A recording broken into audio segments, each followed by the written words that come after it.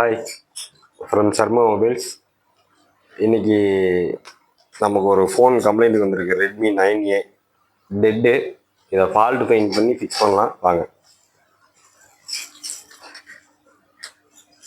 6 board சார்ஜரில் போட்டு பார்க்கலாம். என்ன ஆம்ப் எடுக்குது? 2 ஆம்ப் எடுக்குது. டிசி ரீடிங் என்னன்னு பார்த்துடலாம். பவர் பட்டனை ப்ரெஸ் பண்ணால் 40 வரைக்கும் போகுது, ஸ்டேபிளாக இல்லை. கையை எடுத்துட்டோம்னா 0 ஆயிடுது. இப்போ டயோடு வேல்யூ செக் பண்ணிடலாம். விபிஹெச் பவர்லையும் பக் வோல்ட்லையும் செக் பண்ணிடலாம். விபிஹெச் பவருக்கு டயோடு வேல்யூ 347 வருது. Buck coil 499, 60, 31, 100. அடுத்தது வோல்டேஜ் செக் பண்ணிடலாம், என்ன வோல்ட் வருதுன்ட்டு. நான் பவர் பட்டன் அழுத்தாமல் யூஎஸ்பி வழியாக பண்ணுறேன்.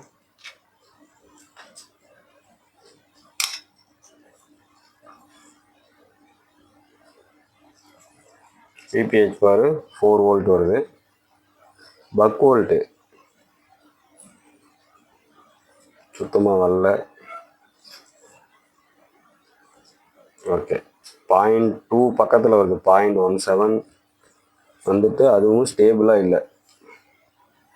இதுவும் அதே மாதிரி தான் 0.183 வரைக்கும் வருது.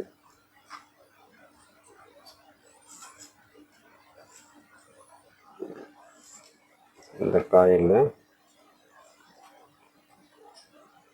சுத்தமாக வரல.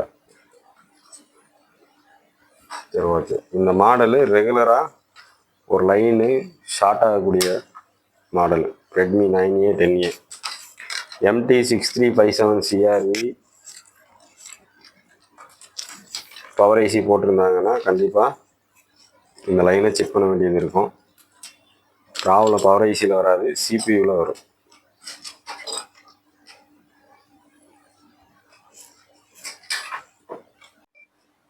VUSB PMU அந்த லைனை நம்ம ஒரு தடவை செக் பண்ணிடலாம்.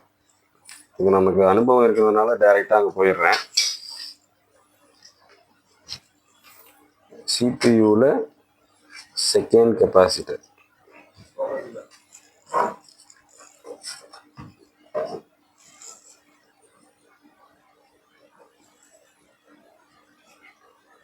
டயோடு வேல்யூ 0.008, கிட்டத்தட்ட ஷார்ட் மாதிரி தான் தெரியுது. இந்த லைனு ஆட்டோமேட்டிக்காக ஷார்ட் ஆகும். இதுக்கு என்ன சொல்யூஷன் பண்ணுறோம்? MT6765 இந்த ஐசியில் கண்டிப்பாக இந்த லைன் ஷார்ட் ஆகும். இதுக்கு எல்லோரும் என்ன சொல்யூஷன் பண்ணுவாங்கன்னா, பவர் ஐசியை கழட்டி அடியில் அந்த லைன் எந்த பாலில் இருக்கோ அந்த பாலை மட்டும் மாஸ்க் பண்ணிவிட்டு ரீபால் பண்ணி வைப்பாங்க. அதாவது பவர் ஐசிக்கும் சிபியூக்கும் இடையில இருக்கிற அந்த கனெக்ஷனை கட் பண்ணால் தான் மேட்ரு. நம்ம ஐசியை கழட்டி அவ்வளோ வேலை பார்க்கறதுக்கு சிம்பிளாக ஒரு சொல்யூஷன் சொல்கிறேன். இதுதான் அந்த கெப்பாசிட்டர். இந்த கெப்பாசிட்டரை ரிமூவ் பண்ணிக்கிறோம்.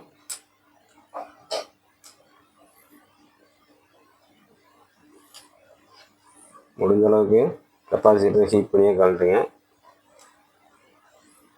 இது நமக்கு அனுபவம் இருக்கிறதுனால நான் இந்த மாதிரி பண்ணுறேன்.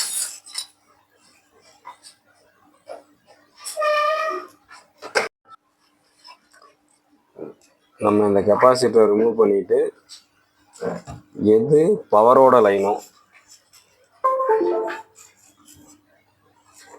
அந்த லைனை இன்னர் லேயரை கட் பண்ணி விட்டோம்னாலே போதும். பவர் ஐசிக்கும் சிபிக்கும் இடையில் இருக்கிற கனெக்ஷனு கட் ஆகிடும். அவ்வளோதான், அந்த சர்க்கிள்குள்ளே மட்டும் கட் பண்ணணும்.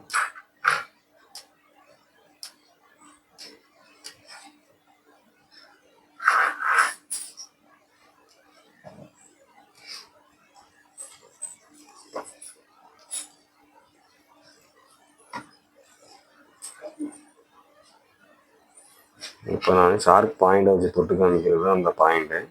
இது எங்கே போகுதுன்னா சிபியூவில் இந்த லைனில் போகுது. நம்ம என்ன பண்ணிட்டோம், இன்னர் லேயரையும் இதையும் தனியாக கட் பண்ணிட்டோம். இப்போ இந்த லைனை செக் பண்ணி பார்த்துடலாம் ஷார்ட் இருக்கான்ட்டு. இப்போ நம்ம அந்த கெப்பாசிட்டர் ரிமூவ் பண்ணிட்டோம். இன்னர் லேயரில் சிபியூக்கும் பவர் ஐசிக்கும் முன்னான கனெக்ஷனை கட் பண்ணிட்டோம். இப்போ அந்த இடத்துல டயோடு வேல்யூ பார்க்கலாம். எந்த இடத்துல, இன்னர் லேயரில் டயோடு வேல்யூ பார்க்கலாம். இது பவர் ஐசி சைடு நம்ம இப்போ செக் பண்ணுறது என்ன வருதுங்க, 534 வருது. இது சிபியூ சைடு என்ன வருதுங்க, அப்படியே வந்து அந்த பாயிண்ட் காமிக்குது. இது ஷார்ட் தான், கிட்டத்தட்ட லீக்கேஜ் கணக்கில் இருக்குது. இன்னும் ஃபுல்லாக ஷார்ட் ஆகலை, ஆனால் ஷார்ட் ஆகிரும் இந்த லைனு. இதனால தான் இந்த 9A இந்த மாடல் ரெகுலராக வந்து ப்ராப்ளம் வர்றது. ஆட்டோமேட்டிக்காக டெட் ஆயிரும். இந்த லைனு யூஎஸ்பியோட கண்ட்ரோல் லைனு. இதை நம்ம என்ன பண்ணிடுறோம், கட் பண்ணுறதுனால இந்த லைனை நம்ம ஃபிக்ஸ் பண்ணுறோம். 534 வருது. இப்போ பக் வோல்ட்டு என்ன வருதுன்றதை செக் பண்ணிடலாம்.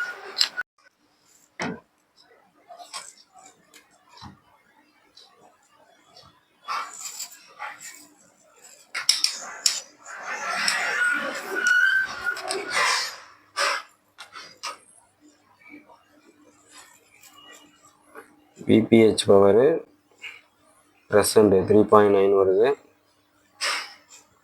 Buck volt 0.8.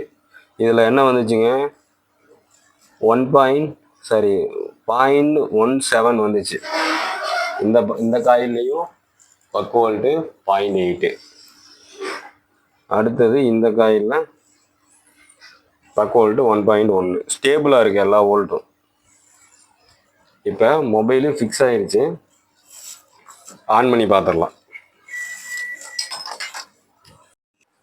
பக் வோல்ட்டு ஸ்டேபிளாக இருக்குது. ஃபோன் ஆன் ஆயிரும். இந்த ஃபோனில் இந்த ப்ராப்ளம் தான் வரும்.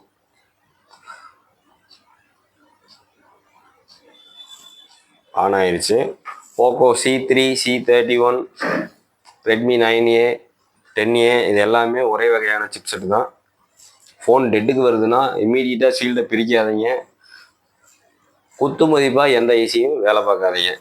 இந்த ஐசி வருது, பவர் ஐசி MT6357 CRV போட்டு CPU MT6765 போட்டிருந்தாங்கன்னா இந்த லைனை ஒரு தடவை கம்பல்சரி செக் பண்ணுங்கள்.